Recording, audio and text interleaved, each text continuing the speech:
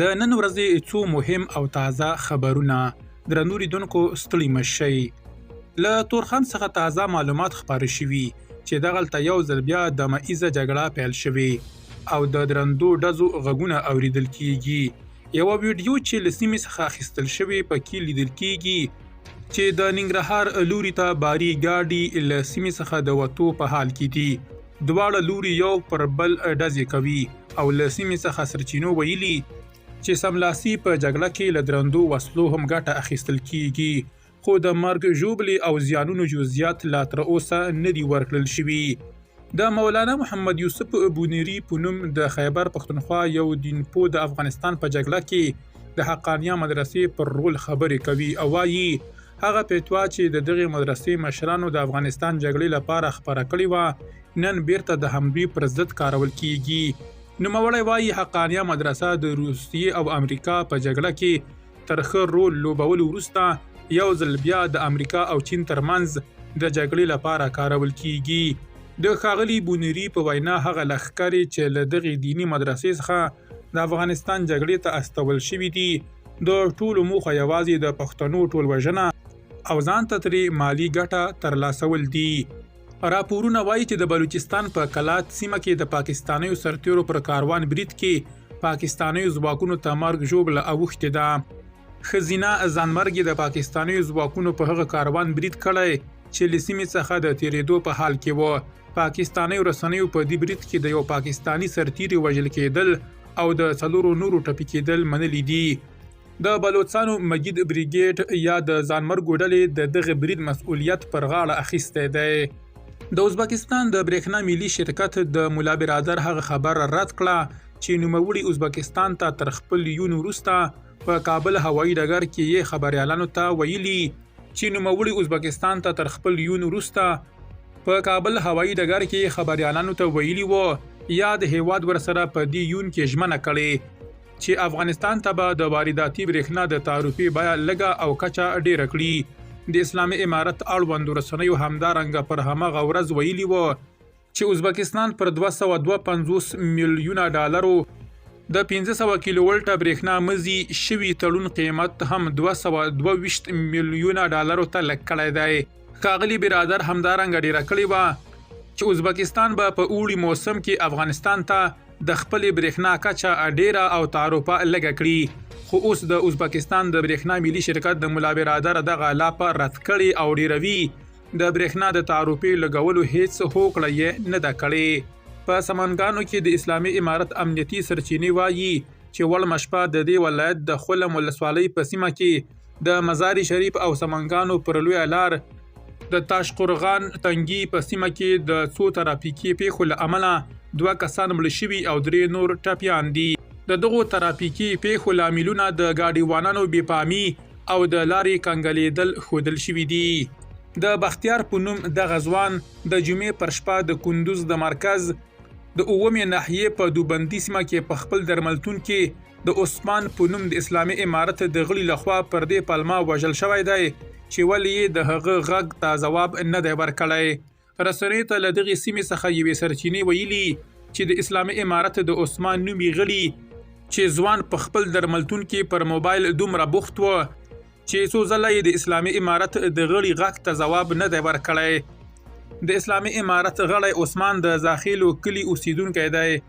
په امنیه قومندانۍ کې دنده لري او د اسلامي امارت د ملایانو شورا د غړي حاجي ظاهر نور زاخیل لمسی دی دغه انځور د اسلامي امارت د غړي عثمان دی په کابل کې د اسلامي امارت امنیه قومندانۍ په یوه خبرپاڼه کې لیکلي هغه 4 غلي له یوې تومانچې سره نیولي چې د یو ټیکسي ګاډي په مرسته یې له مسافرو څخه غلاوې کولې د خبرپاڼې له مخې دغو کسانو به ټیکسي موټر ته سورلي خېژولي او بیا به یې په لار کې ورڅخه د تومانچې په زور له جیبه پیسې موبایل او نور ګرانبیه توکي اخیستل په سویس کې د 20 دقیقې په نوم یوې ورځپاڼې د دې هیواد د کډوالو چارو وزارت پر بنسټ خبر ورکړی چې سویس 3 مجرم افغان کډوال کابل ته شړلي دي د دې ورځپاڼې د خبر له مخې دغه 3 افغان کډوال په دې هیواد کې په درندو جرمونو تورن شوي وو چې له کبله یې په سویس کې هم په یو کال بند محکوم شوي وو شل دقیقې ورځپاڼې د شړل شوو افغانانو د هویت او د ترسره شوو جرمونو د څرنګوالي په اړه څه نه دي لیکلي. د خبر له مخې د دې هیواد واکمني غواړي چې شاوخوا 40 نور هغه افغان کډوال هم وشړي چې په بیلابیلو جرمونو تورن شوي دي. پاکستاني طالبانو د جنوبي پنجاب د ډیر غازی خان ولسوالۍ په تونسي کې د پولیسو او رینجر ځواکونو پر ګاډیز کاروان برید کړی. راپورونه وایي په دغه برید کې 15 امنیتي کسان وژل شوي او ګڼ شمېر نور ټپیان دي. په ټولنیزو رسنیو کې د یاد برید ویډیو هم لاس په لاس کیږي. د ایران د بشري حقوقو ټولنې خبر ورکړی چې ایران د زاهدان په مرکزی زندان کې 9 کسان اعدام کړي چې پکې 2 افغانان هم ګډ دي. دغه اعدام شوي افغانان د نشئی توکو د قاچاق پر تور اعدام شوي دي. یادې ټولنې د دغو اعدام شوو افغانانو عمرونه 28 او 30 کلونه یاد کړي دي. د یادونې ده چې د ایران واکمنۍ په دې وروستیو کې په دغه هیواد کې ګڼ افغانان اعدام کړي دي. ایران ته د عبدالرب رسول سیاف له تګ وروسته د ایران د بهرنیو چارو وزارت ویاند منلي چې نوموړی د درملنې لپاره دغه هیواد ته تللی دی. اسماعیل بقایي ویلي چې ایران ته د سیاف یون کومه د تعجب وړ خبره نه ده. ښاغلی سیاف 13 اونۍ ایران ته پر یون تللی خو تر اوسه پورې یې ډیر جزئیات نه دي څرګند شوي.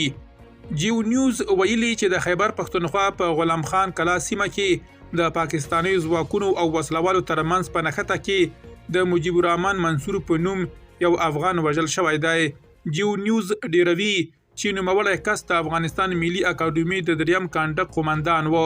خدای نه دی ویلي چې وژل شوی کس د اسلامي امارت غړی و که افغان سرتیری.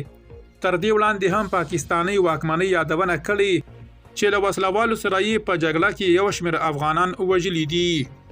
پاکستاني طالبانو د باجوړ په عنایت کلي کې د اسماعیل په نوم د FC ځواک یو سرتیری وژلی. یا د ډلې ډیره کړې چې اسماعیل د دوی د شپږو جنګیالیو په وژنه کې لاس درلود.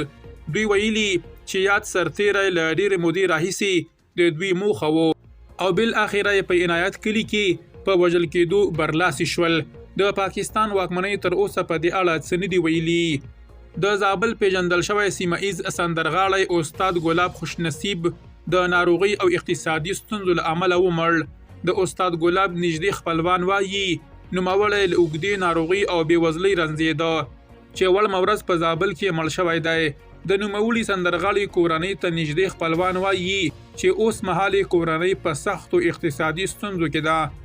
او له ملي سوداګرو او هیوادوالو څخه د لاسنیوي غوښتنه کوي. پر افغانستان د اسلامي امارت له واکمنېدو وروسته پر موسیقي بندیز لګېدلی او د هیواد ګڼ سندرغاړي ګاونډیو هیوادونو ته کډوال شوي چې اوس مهال په سختو ستونزو کې دي.